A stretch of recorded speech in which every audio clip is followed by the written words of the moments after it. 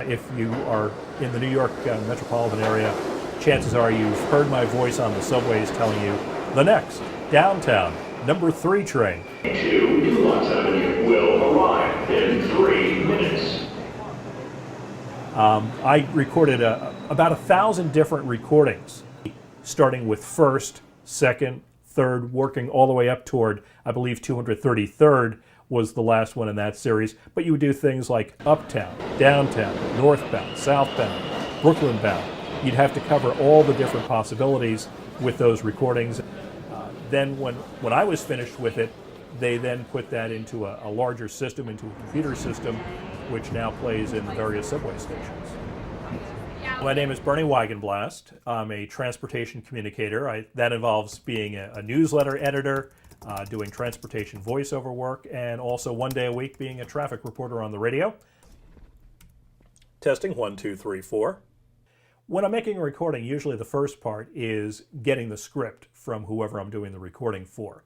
So they'll send me the script, and then what I would do is actually sit in front of the computer, record that script onto a software program, and then once you're finished, make any edits that you might have to do. When I am doing recordings, I try to do them, if possible, in the morning, because that tends to be the time of day when I think my voice sounds its best. The next stop is Terminal B.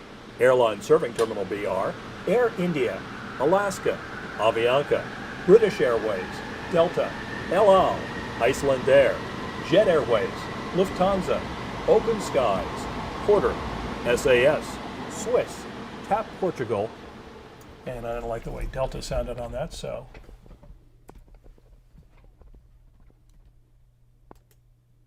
Delta.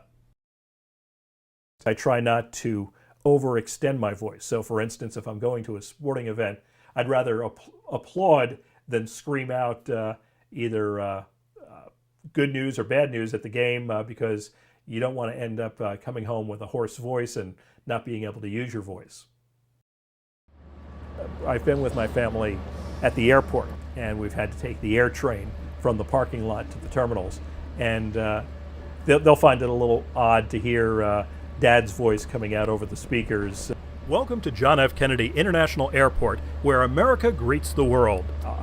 I used to joke with one of my daughters when we were taking the train and say, hey, who do you think, who does that sound like?